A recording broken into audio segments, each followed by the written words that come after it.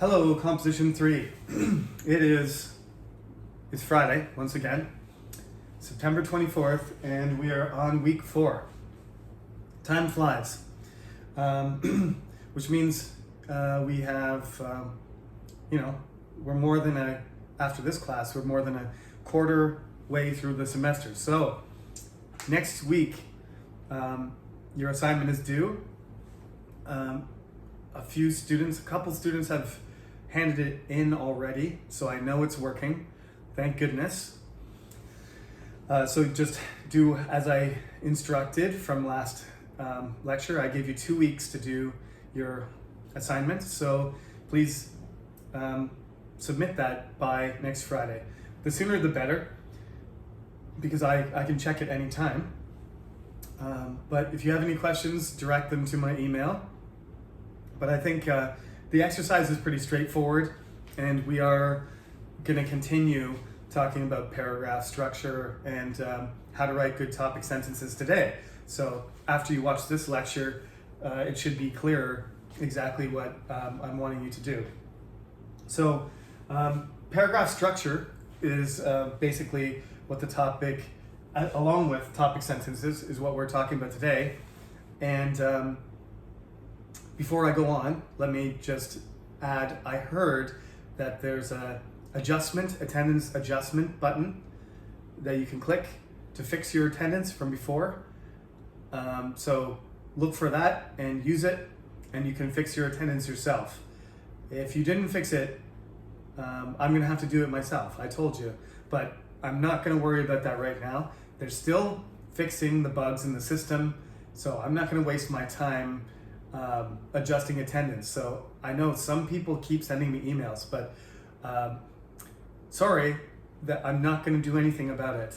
Just finish your lecture, go over the 45 minutes, and make sure that it says 46 minutes out of 45 or something like that. Anything over 45.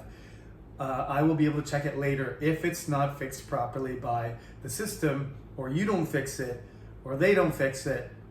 I will fix it. So you don't have to email me about that anymore. 100 emails is enough, okay? So anyway, attendance issues aside, we are doing fine. Coronavirus cases have remained steady. Everybody went to Chuseok. Hopefully you didn't expose yourself and get sick. So now we can continue. And my expectation is that the rest of the term will go like this. We do have a holiday next Monday, not next Monday, but a week from Monday, excuse me. And then we have another holiday the weekend. So we have 2 long weekends in a row again. After those Mondays are gone and our routine is pretty much settled the rest of the way from the middle of October all the way till December. There's no more holidays, nothing strange for us. We're just going to be every Friday until the end of the semester, until the exam. We will have a Zoom meeting the Friday after, is it Hangul Day?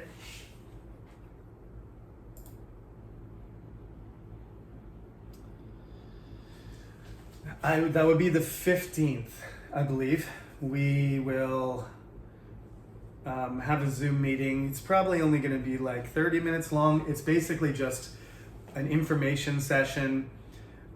We'll talk about how the assignments are going and the material in the class, and any questions you have before you do midterms. In this class, there is no midterm, but there will be a graded paper. The first one you do for me is not graded, but there'll be a graded short paper after we have the Zoom meeting. Okay, so that's what you can expect to happen next few weeks. You submit your assignment next week.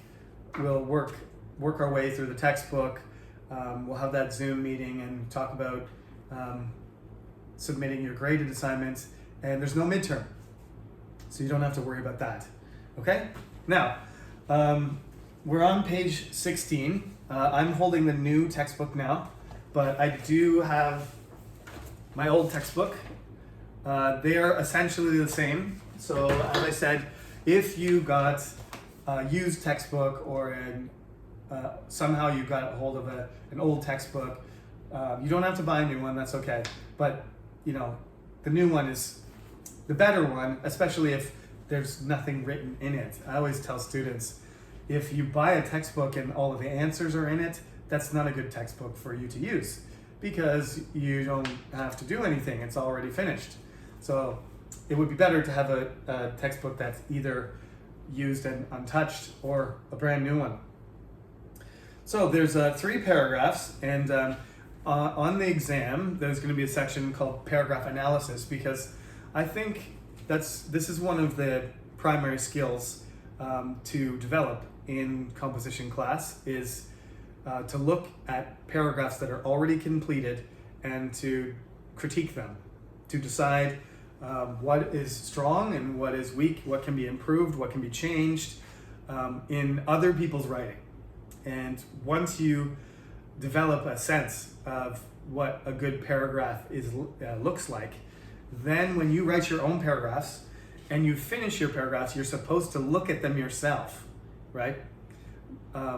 Very seldom are people able to just sit down and write a paragraph or an essay or a book or a play or a poem and just do it in a linear fashion from beginning to end and just say, that's perfect.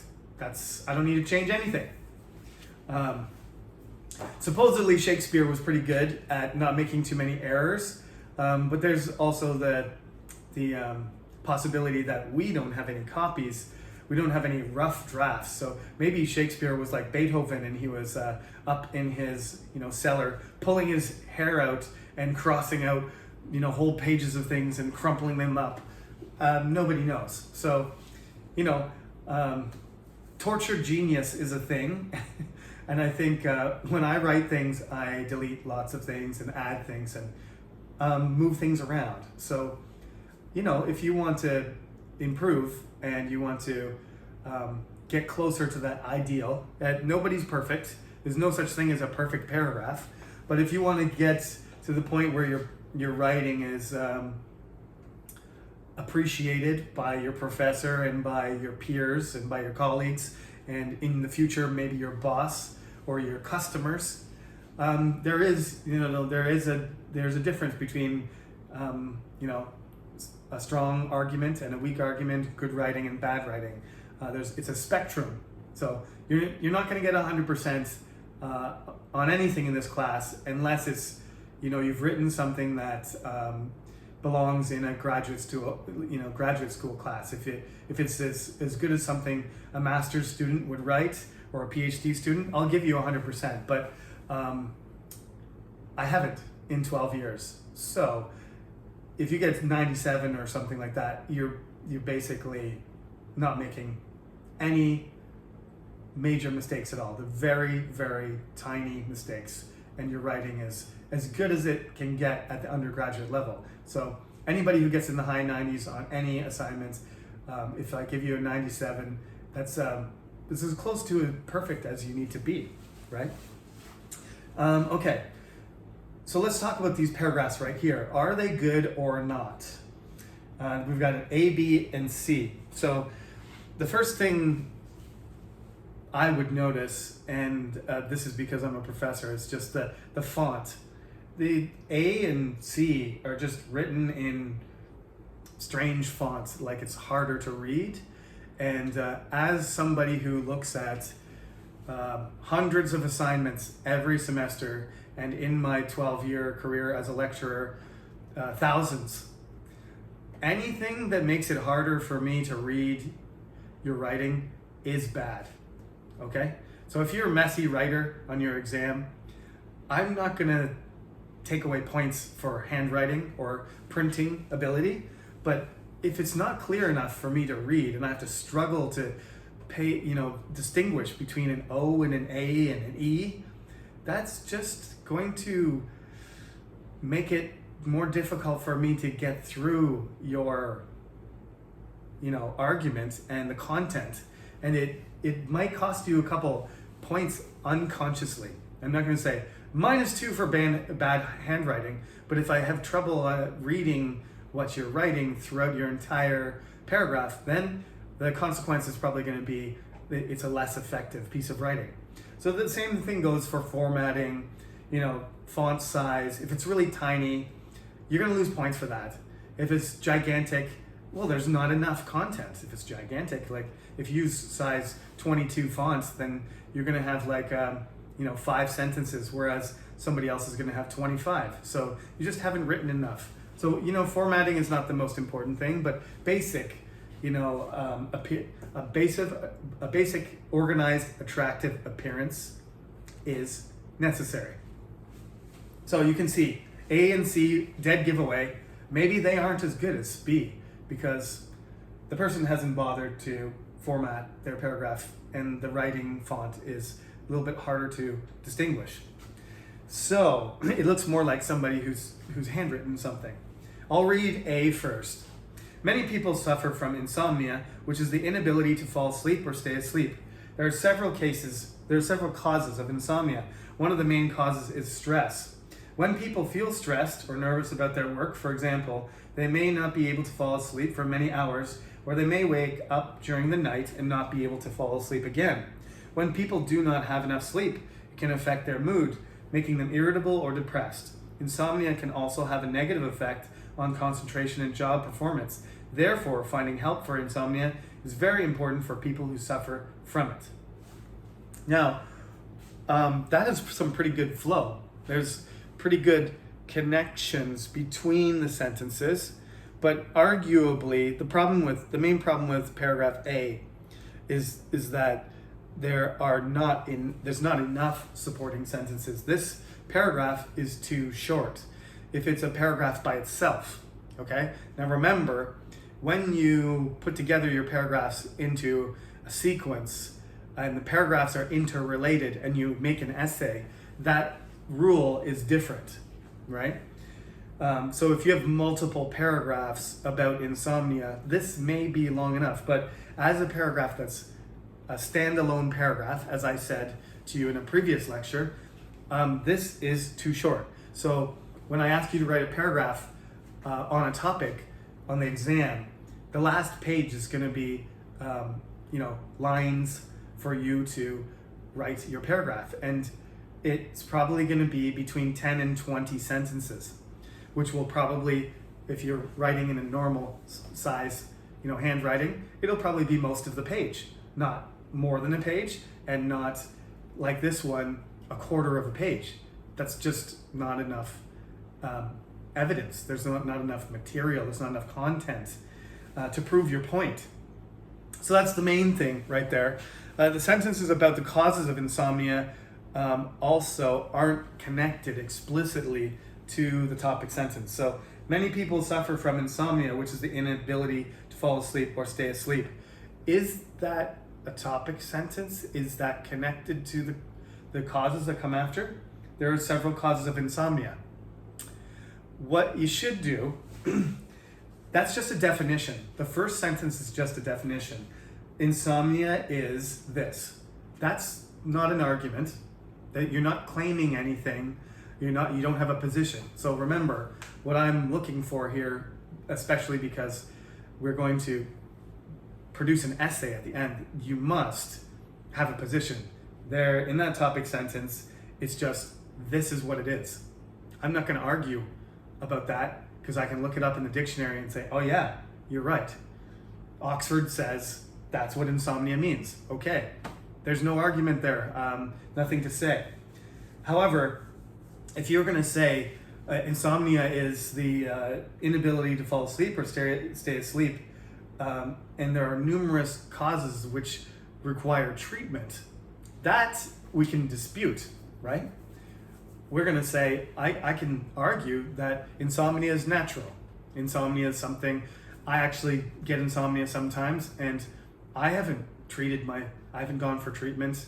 There are various things you can do. You can go to a psychologist. You can take medication.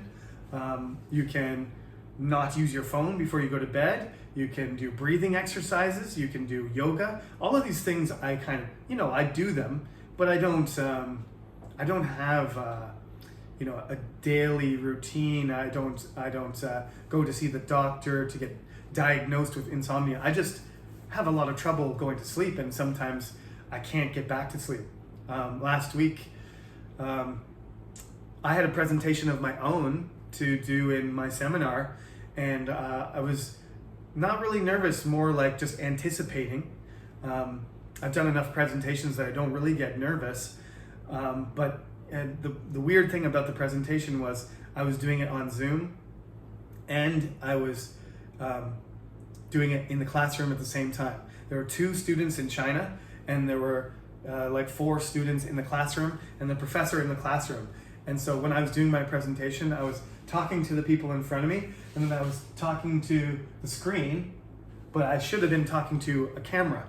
So I kept looking at 3 different things: camera, the screen, and people. And I was kind of like turning around.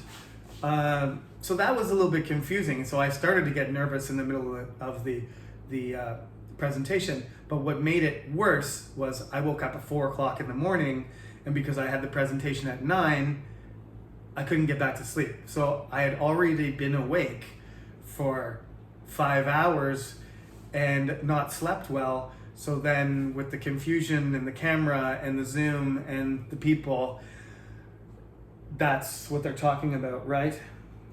Insomnia can also have a negative effect on concentration and job performance. That wasn't my best presentation. Some of the factors were technical, but one of the factors was lack of sleep. So if you link treatment, causes, the definition of insomnia together explicitly, that would make a better paragraph. That would have better structure. There would be coherence in the argument instead of a list. That's really the difference, is the list of causes are not really connected to the definition, whereas if you had a proper topic sentence, it would be stated at the beginning. And that's what I'm trying to explain to you. The importance of a topic sentence is you clearly state what your argument is in one sentence. Then you have the potential, when you write an essay, you have the potential to turn a topic sentence into your main argument, which is called a thesis statement. Okay? Which requires a position in an argument. Okay. Now, we'll just skip down to C, because C looks really suspicious. One good way to learn another language is to live in a country where that language is used. I like the topic sentence. When you live in another country, the language is around you all the time, so you can learn to listen to and speak it more easily. That's a good start, but that's 2 sentences right away. The absolute minimum length of a paragraph, academically speaking, is 3, because you got to have a topic sentence, a supporting sentence, and a concluding sentence. Now, if you were a philosopher, you might try and make a 3-sentence paragraph, but this is not the philosophy department, and this is not a philosophy class. It's not a culture class. It's a composition class. So, first of all, 2 is not enough. 3 is not enough. 10 is probably a good number, like I said. So, not enough support, obviously, and it just stops abruptly. There's 2 problems. Not enough support. There's no concluding sentence in this.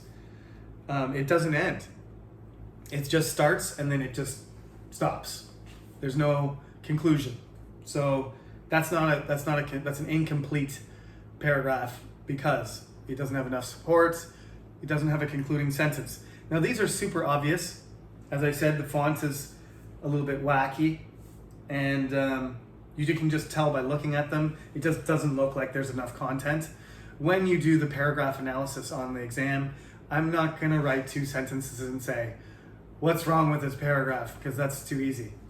There's going to be more subtle things. But anyway, this is a start. This is just structure.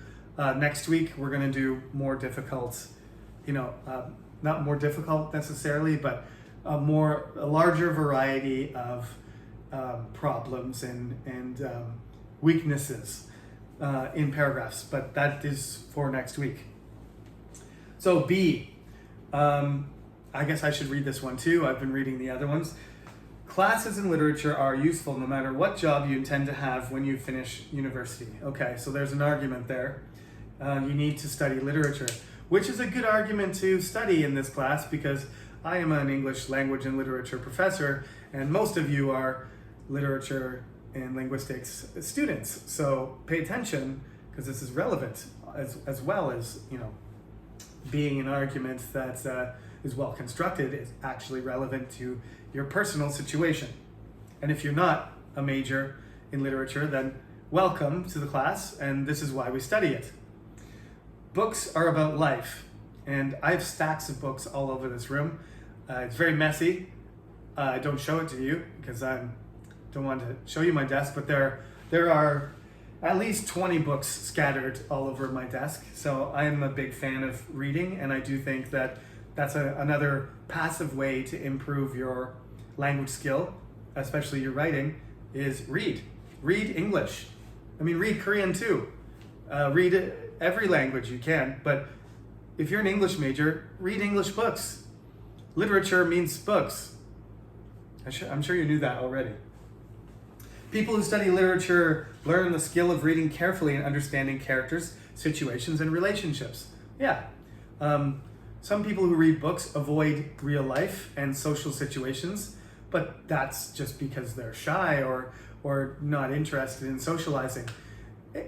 We read books all the time. We read books that teach you how to cook, teach you how to invest, give you examples of how people behave, or they're, imaginary. My favorite type of literature when I was young was fantasy.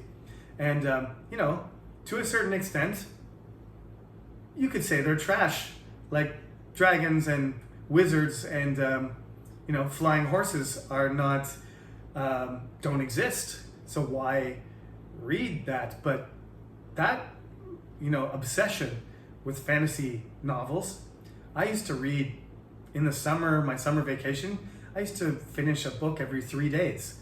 Nobody that I knew, I lived in the countryside, but there are other people who read like that, but nobody I knew read like I did. I would finish, my parents actually had a collection, of Harry Potter, Lord of the Rings. Harry Potter didn't exist yet, I shouldn't say that. Lord of the Rings, I'm old. Lord of the Rings and other stuff. David Eddings and other people, famous fantasy books, Dragonlance and other more trashy fantasy books. I read them all. I read all of my parents' books, and then I started buying my own. That gave me the foundation in literature that I used to become an English professor and be a teacher. That expanded my vocabulary. So trash or not, in terms of storyline and character development, reading is reading. Unless you're reading comic books and then you're just looking at pictures and adding, some exclamation marks. Anyway, this kind of understanding can be useful to teachers and business people alike. I teach lots of business classes. I continue to do that. And people have a healthy respect for your knowledge when you have a lot of reading, if you've done a lot of reading. Literature classes also require a lot of writing, so they help people develop the skill of clear communication, as I said.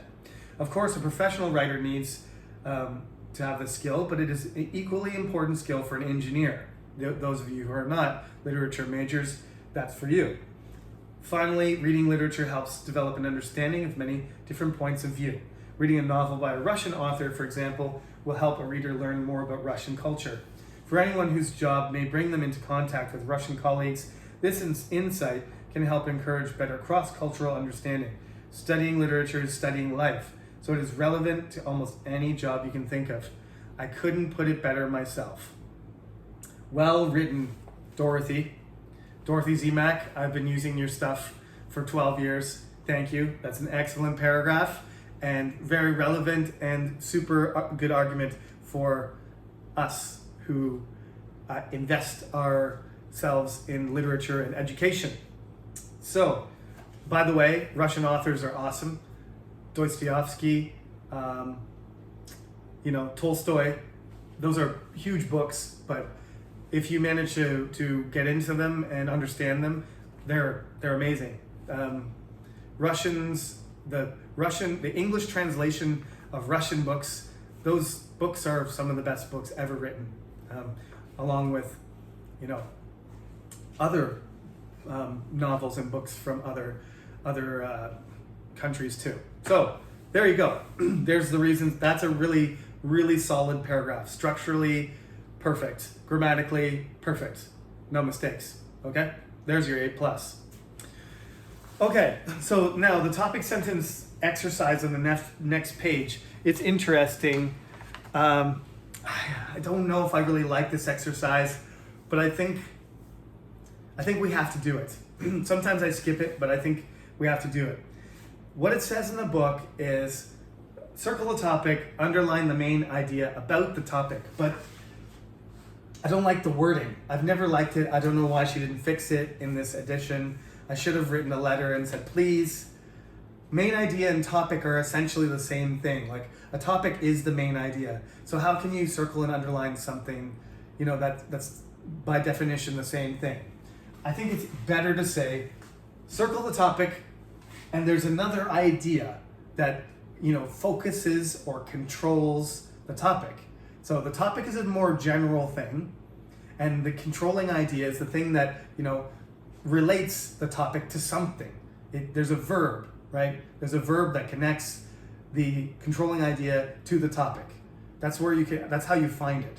You find the topic and then you're like, okay, what are we trying to say about the topic? Okay? This is the way I'm going to say it. This is the way the book says it. So the first one there is Switzerland. Verb is a very interesting country to visit. This is how we're going to focus our topic. Switzerland is the topic. What are we going to talk about Switzerland? We're going to say we're going to talk about visiting. Okay. One cause of insomnia is stress. That was in the previous page. That was the topic there. So the topic is insomnia, right? And we're going to talk about the controlling idea is cause. One cause. Now, actually, the topic was causes, but they've changed it. So one cause, they're relating the cause to insomnia, which you can underline stress as well. So the cause is stress. That's the controlling idea. Cause, stress, underline, underline. And in the middle, this is a weird one. The order is different than the others. Circle insomnia, because that's the topic. And the controlling idea is how it's caused by stress. Just the order of the sentence is different. Okay, we'll practice this. Next one. In the old textbook, I think it's different. I'm trying to check as I go here. You might see me glancing down. My old textbook says a library is a good place to study. And the new one says a reference librarian is a great help to university students. Yeah. So, in the old book, it would be library, circle library, good place to study, underline. And in the new book, it would be librarian, help to university students. So there's my first difference I've found between the old version and the new version. The new version, the sentences are longer, and I think some of the other sentences are a little bit different too. Okay, so next, D, learning a second language creates job opportunities. That's the same. Learning a second language is a topic, creates job opportunities is the controlling idea. So it gets easier once you practice. Okay, E, watching and playing sports can be good forms of relaxation. That's the same. Okay. This one, there isn't a topic. So that's a problem. That's a tricky one. Watching and playing sports is an action. If you were going to circle anything, it would be sports, right? But which is the controlling idea? Watching and playing or good forms of relaxation? Good forms of relaxation is, and watching and playing sports is, that's a phrasal verb, right? There's two actions happening. That's not a plain, obvious topic. So actually, according to the book, that there is actually no topic in that sentence. That's arguable. But anyway, good forms of relaxation is the controlling idea. So underline that, and I won't put a sentence like that on a test because it's too ambiguous. But according to the textbook answers, watching and playing sports is not the topic. There isn't one, right? So circle watching and playing sports would be okay. In the book, there is no answer. Okay, moving on. Like I said, I'm not going to give you a sentence that has no topic. That is not fair, I think. F, one of the most valuable skills for high school students to learn is computer coding. That's slightly different than the old version because they don't say coding. That's just an update, but it's not really a significant difference. Let me see here. Computer this is one of them that's a little bit different because the topic comes at the end. Computer coding or computer in the old version is the topic, and most valuable skills for high school students to learn is the controlling idea. So it's inverted, it's reversed because the topic comes second. Okay, people with different personalities may find it difficult to live together. People with different personalities is a topic, and find it difficult to live together is the controlling idea. As I said, usually you find the topic and the controlling idea are separated by the verb. So this one is a perfect example, right? May find is the verb, and that's the beginning of the controlling idea. The summer season is a good time for travel. That's an easy one. Summer season, good time for travel. Topic, circle, summer season, good time for travel, underline. There are several advantages to living in a larger city. This is an inverted one. Larger city is the topic, and several advantages is the controlling idea. So you get it? Usually the topic is one or two words, and you circle that, and then you find whatever focuses or controls that topic, and then you underline it, and that's how you figure out how the topic sentence is constructed. So you should have those two parts. You should have, when you're writing a paragraph, you should have a topic and you should have a controlling idea. And if you want to make it an argumentative paragraph or you're writing an essay, then you need to have an argument. You need to have a position as well, because these aren't necessarily arguments. They just have focused ideas related to a topic. So if you want to make a thesis statement, you have to specify and focus even further by giving reasons, by stating your position. Okay, now we only went through 2 pages there. That's not a very quick pace, but I promise we will go a little bit faster from now on. That's all I want to say to you for today. But what I would like you to do, and you don't need to hand this in, this is just for practice, page 18, because we can't do everything in this book. And I'm not going to talk about everything. Normally we'd do this in class, and it wouldn't be graded. I would just do it as an exercise. So nobody's going to check.